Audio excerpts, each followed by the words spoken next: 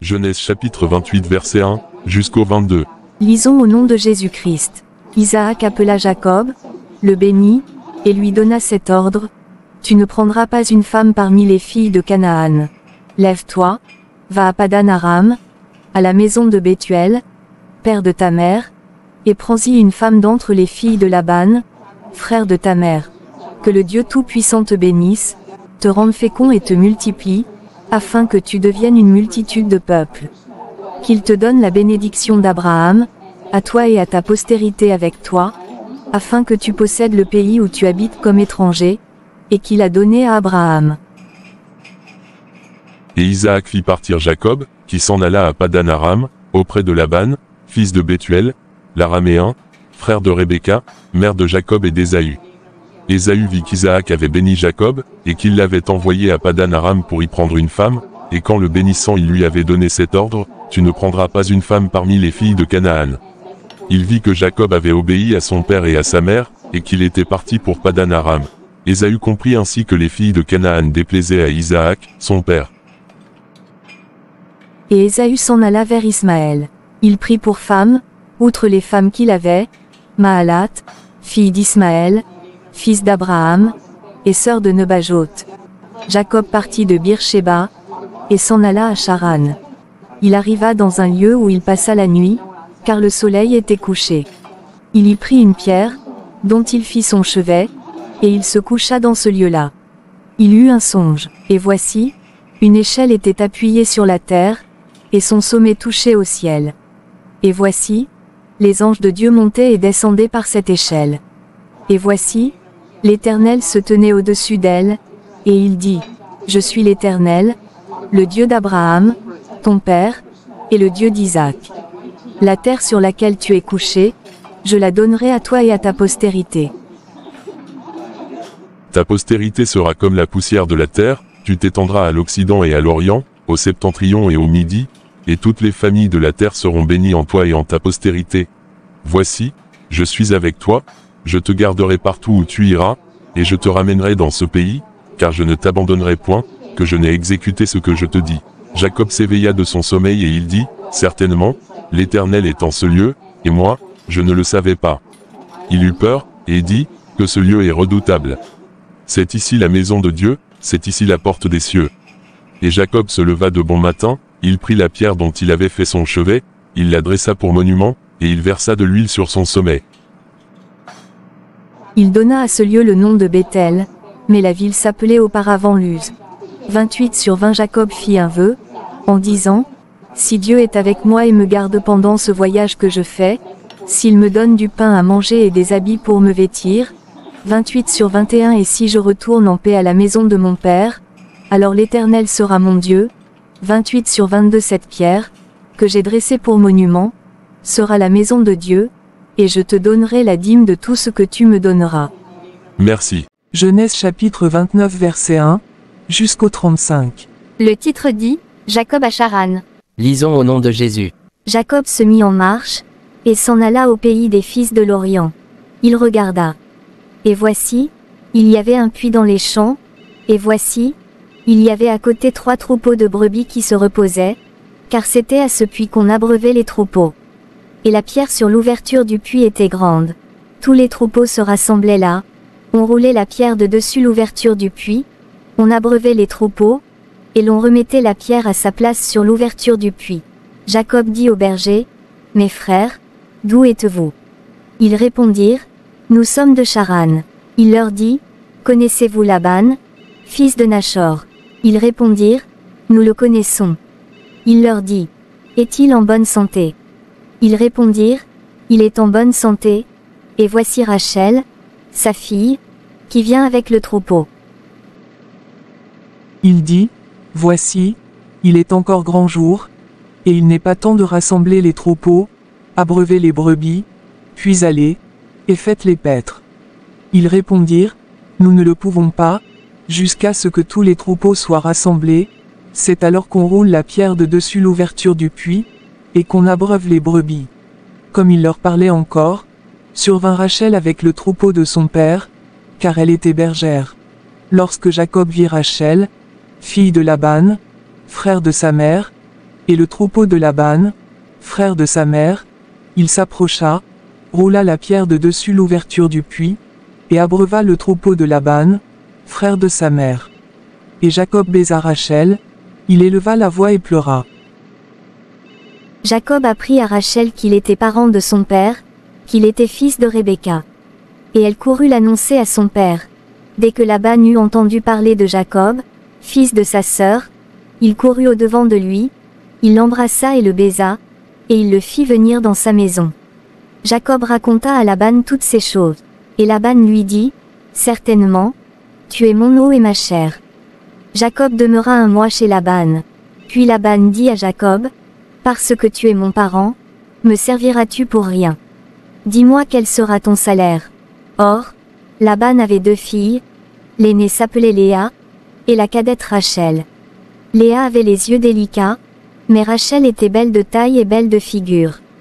Jacob aimait Rachel, et il dit, « Je te servirai 7 ans pour Rachel, ta fille cadette. » Et Laban dit, « J'aime mieux te la donner que de la donner à un autre homme. Reste chez moi. » Ainsi Jacob servit 7 années pour Rachel, et elles furent à ses yeux comme quelques jours, parce qu'il l'aimait. Ensuite Jacob dit à Laban, « Donne-moi ma femme, car mon temps est accompli, et j'irai vers elle. » Laban réunit tous les gens du lieu, et fit un festin. Le soir, il prit Léa, sa fille, et l'amena vers Jacob, qui s'approcha d'elle. Et Laban donna pour servante à Léa, sa fille, Zilpa, sa servante. Le lendemain matin, voilà que c'était Léa. Alors Jacob dit à Laban, « Qu'est-ce que tu m'as fait? N'est-ce pas pour Rachel que j'ai servi chez toi? Pourquoi m'as-tu trompé? » Laban dit, « Ce n'est point la coutume dans ce lieu de donner la cadette avant l'aînée. Achève la semaine avec celle-ci, et nous te donnerons aussi l'autre pour le service que tu feras encore chez moi pendant cette nouvelle année. » Jacob fit ainsi, et il acheva la semaine avec Léa, puis Laban lui donna pour femme Rachel, sa fille. Et Laban donna pour servante à Rachel, sa fille, Bila, sa servante. Jacob alla aussi vers Rachel, qu'il aimait plus que Léa, et il servit encore chez Laban pendant cette nouvelle année. L'Éternel vit que Léa n'était pas aimée, et il la rendit féconde, tandis que Rachel était stérile. Léa devint enceinte, et enfanta un fils, à qui elle donna le nom de Ruben, car elle dit, « L'Éternel a vu mon humiliation, et maintenant mon mari m'aimera. » Elle devint encore enceinte, et enfanta un fils, et elle dit, « L'Éternel a entendu que je n'étais pas aimée, et il m'a aussi accordé celui-ci. » Et elle lui donna le nom de Siméon. Elle devint encore enceinte, et enfanta un fils, et elle dit, « Pour cette fois, mon mari s'attachera à moi, car je lui ai enfanté 3 fils. » C'est pourquoi on lui donna le nom de Lévi.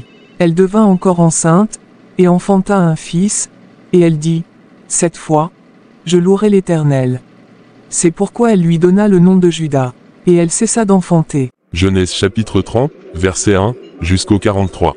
Lisons au nom de Jésus.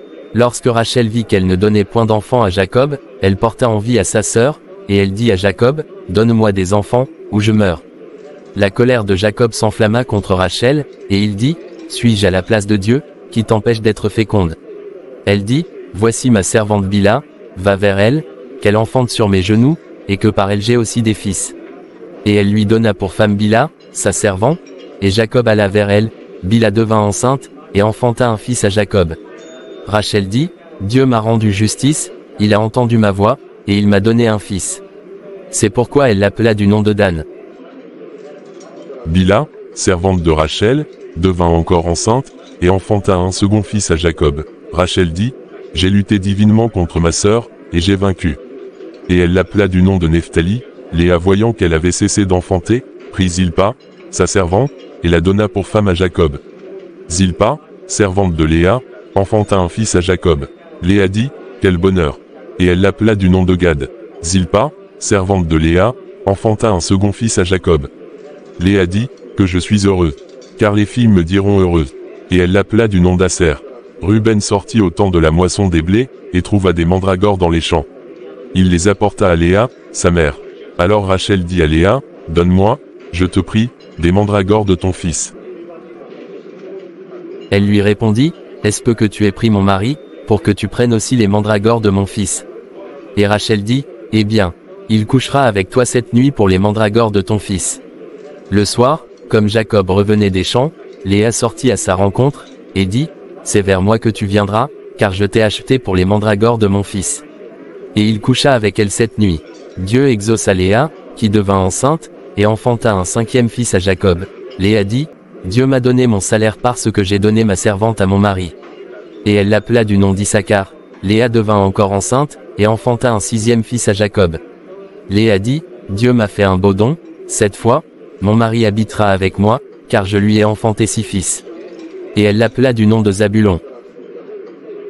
Ensuite, elle enfanta une fille, qu'elle appela du nom de Dina.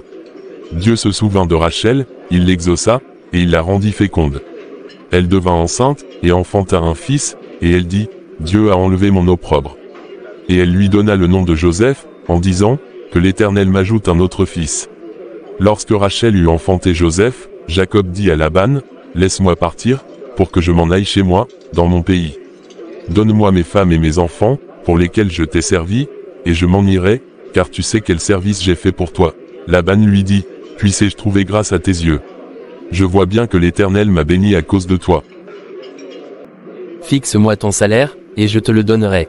Jacob lui dit, tu sais comment je t'ai servi, et ce qu'est devenu ton troupeau avec moi, car le peu que tu avais avant moi s'est beaucoup accru, et l'Éternel t'a béni sur mes pas. Maintenant, quand travaillerai-je aussi pour ma maison? Laban dit, que te donnerai-je? Et Jacob répondit, tu ne me donneras rien. Si tu consens à ce que je vais te dire, je ferai paître encore ton troupeau, et je le garderai. Je parcourrai aujourd'hui tout ton troupeau, mais à part parmi les brebis tout agneau tacheté et marqueté et tout agneau noir, et parmi les chèvres tout ce qui est marqueté et tacheté. Ce sera mon salaire, ma droiture répondra pour moi demain, quand tu viendras voir mon salaire, tout ce qui ne sera pas tacheté et marqueté parmi les chèvres, et noir parmi les agneaux, ce sera de ma part un vol. Laban dit, eh bien, qu'il en soit selon ta parole. Ce même jour, il mit à part les boucs rayés et marquetés, toutes les chèvres tachetées et marquetées, toutes celles où il y avait du blanc, et tout ce qui était noir parmi les brebis. Il les remit entre les mains de ses fils, puis il mit l'espace de 3 journées de chemin entre lui et Jacob fit paître le reste du troupeau de Laban. Jacob prit des branches vertes de peuplier, d'amandier et de platane, il y pela des bandes blanches, mettant à nu le blanc qui était sur les branches. Puis il plaça les branches, qu'il avait pelées, dans les auges, dans les abreuvoirs, sous les yeux des brebis qui venaient boire, pour qu'elles entrassent en chaleur en venant boire. Les brebis entraient en chaleur près des branches, et elles faisaient des petits rayés, tachetés et marquetés. Jacob séparait les agneaux, et il mettait ensemble ce qui était rayé et tout ce qui était noir dans le troupeau de Laban. Il se fit ainsi des troupeaux à part, qu'il ne réunit point au troupeau de Laban. Toutes les fois que les brebis vigoureuses entraient en chaleur, Jacob plaçait les branches dans les auges, sous les yeux des brebis, pour qu'elles entrassent en chaleur près des branches. Quand les brebis étaient chétives, il ne les plaçait point, de sorte que les chétives étaient pour Laban, et les vigoureuses pour Jacob. Cet homme devint de plus en plus riche, il eut du menu bétail en abondance, des servantes et des serviteurs, des chameaux et des ânes. Merci d'avoir regardé la vidéo. Merci.